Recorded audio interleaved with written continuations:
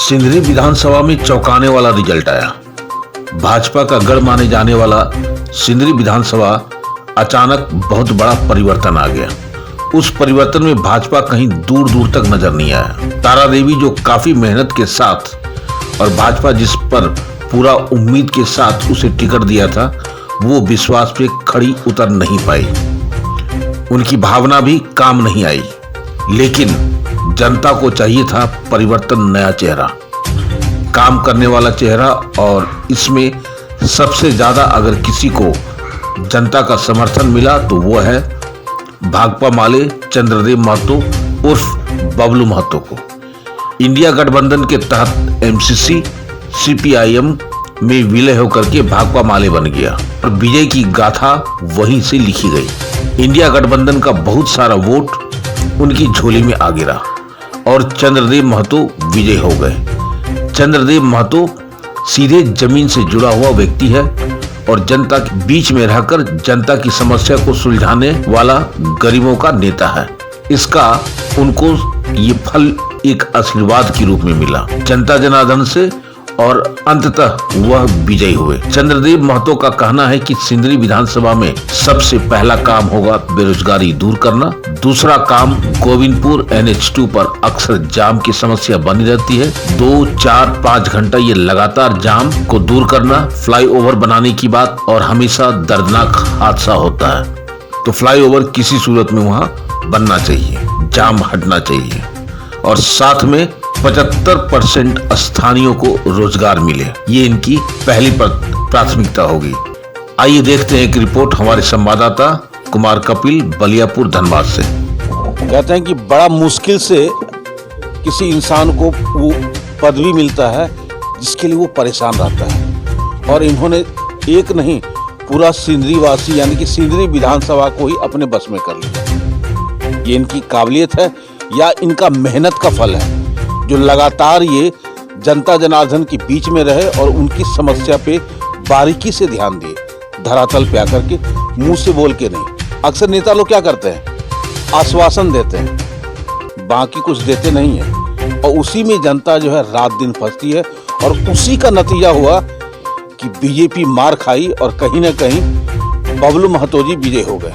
तो सबसे पहले SPN चैनल में सर आपका स्वागत है।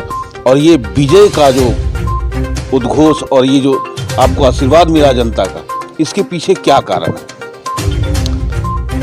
इस बार जो सिंदरी विधानसभा में इंडिया गठबंधन का जीत है, इस जीत के पीछे निश्चित रूप से पार्टी कार्यकर्ता, गठबंधन दल के कार्यकर्ताओं के साथ साथ लोगों का भी एक अपार समर्थन मिला। लोगों की आशा उम्मीदों के साथ खिलवाड़ हो रहा था। लोग समस्याओं के प्रति गंभीर नहीं दिखते थे पहले के जनप्रतिनिधि, इसलिए सब लोगों ने बदलाव का मूड बनाया और उसी के परिणाम के रूप में हम लोग के साथ है और विकल्प के रूप में हम लोग को चुना। तो इस चयन में या जीत में एक बड़ी जिम्मेवारी भी हम लोग को मिला है। उन आशा उम्मीदों पर हम लोग खरे उतरे। निकट भविष्य में इस पर हम लोग काम करने का तैयारी में है। अच्छा सर, एक चीज बताइए कि ये जो जिम्मेदारी जो मिला है, इसमें सिंदरी विधानसभा में क्या गोविंदपुर इनबिल्ट है?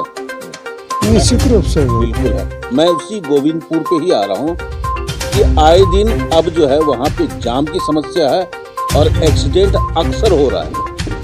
जनता जनार्दन ये उम्मीद लगा के बैठी है कि बबलू महतो जी यानी चंद्रदेव महतो जी क्या करेंगे उसके लिए। बड़ी समस्या एक तो अस्थायी वहाँ समाधान के लिए फ्लाईओवर होना बहुत जरूरी है। फ्लाईओवर हो जाए तो जाम से भी निजात मिलेगा और एक्सीडेंट में भी कमी आएगा। इसके अलावा यदि कभी कभार होता है कहीं एक्सीडेंट, तो उसके लिए NH को एक ट्रामा सेंटर बनाना चाहिए। और ट्रामा सेंटर हम लोग पहले भी बात करते आए हैं। हम लोग उपयुक्त जमीन सब का ही करके ट्रामा सेंटर बनवाने का दिशा में ही करेंगे। राज्य सरकार से भी करेंगे कि हॉस्पिटल को अपग्रेड किया जाए ताकि तत्काल लोगों को जो सहायता मिल सके स्वास्थ्य संबंधी, चिकित्सा संबंधी, वो तत्काल उपलब्ध हो। तत्कालीन एक सवाल, तत्कालीन सर ये होना चाहिए जो सुभाष चौक जो है वहाँ पे 1 वे कर दिया है, उस उसको कटिंग करके रास्ता निकाल दे। दूसरा एक ट्रैफिक जो लाइट सिग्नल होता है जो 30 सेकेंड या 1 मिनट पे रेड ग्रीन होते रहे, जिसमें कि गाड़ी वहाँ पे ऑटोमेटिक रुक जाएगा। जो बंगाल में हम लोग देखते हैं, आदमी नहीं भी रहेगा तो वो आदमी फॉलो करता है ट्रैफिक का। दूसरा चीज़ जो साहिबगंज रोड से जो कटिंग हो गया, वहाँ पे ट्रैफिक की कोई व्यवस्था नहीं है, विधि व्यवस्था जर्जर है और आए दिन घटना घट रही है। तो इस पे तो सर आपको एक बार पहल उठाना होगा, क्योंकि इसके पहले जो भी यहाँ के प्रतिनिधि रहे इस पे तो फोकस किए नहीं, घटना पे घटना हो ही जा रही है। लेकिन आज पब्लिक उम्मीद आपसे, क्योंकि आज जो वर्तमान विधायक आप हैं, इस पे क्या पहल कीजिएगा? यहाँ तक ट्रैफिक का बात हुई है, वहाँ ट्रैफिक पुलिस तैनात करने का। इसके अलावा वो जो सुभाष चौक पर ये है क्रॉसिंग है, उसको नागरिक समिति द्वारा उठा करके खुलवाया गया है। तो उन लोगों से भी बात करेंगे कि वैकल्पिक जब तक समुचित व्यवस्था नहीं हो जाता है, कैसे हम लोग जाम से निजात दिलाएं। इस पर बैठ के हम लोग बात करेंगे और समाधान निकालने का ही करेंगे, तत्काल जाम से मुक्ति मिले। और ट्रैफिक का जैसे व्यवस्था का बात हो रहा है, तत्काल वहाँ उपलब्ध हो, जितने जवान का जरूरत हो उपलब्ध कराए, ताकि लोगों को जाम से मुक्ति मिले। अब सर एक सवाल है जो अहम है बेरोजगारों के लिए। पानी की समस्या जो भी है वो तो है ही, बेरोजगारों की समस्या जो है वो बेरोजगारी कैसे दूर होगी? इसके लिए क्षेत्र में जितने हैं काम के जितने अवसर हैं, उन अवसरों पर हम लोग कोशिश करेंगे कि यहाँ के लोगों को ही करें। सरकार का नियम भी है कि 75% लोगों को, स्थानीय लोगों को ही करना है। उस पर जितने छोटे बड़े उद्योग हैं उसमें हम लोग कोशिश करेंगे जो अवसर हैं उन अवसरों में यहाँ के लोगों को प्राथमिकता मिले और नए कल कारखाना इस क्षेत्र में और बढ़े लगे। उसके लिए भी हम लोग जो ज़रूरत है उपयुक्त वातावरण का, उस वातावरण को बनाने में हम लोग एक सहयोगी के रूप में रहेंगे, ताकि यहाँ के लोगों को काम ज़्यादा से ज़्यादा मिल सके। आपका कहना है कि 75% जो है यहाँ की जनता को काम मिलना चाहिए, लेकिन सवाल ये है कि जनता को काम यानी कि बेरोजगार को काम तभी मिलेगा वो जब सही ढंग से शिक्षित होंगे, और शिक्षा का स्थिति तो बहुत चरमर है। सरकार पैसा दे रही है लेकिन स्कूल में पढ़ाई का क्या है ये आपको पता है। तो उस कंडीशन में वो 75% को आप कैसे काम दे पाइएगा जब उसके पास कोई स्किल ही नहीं है? तो नहीं, सरकार का कई स्किल डेवलपमेंट का कार्यक्रम चल रहा है। उन स्किल डेवलपमेंट के तहत कई युवा उसमें स्किल्ड भी हुए हैं।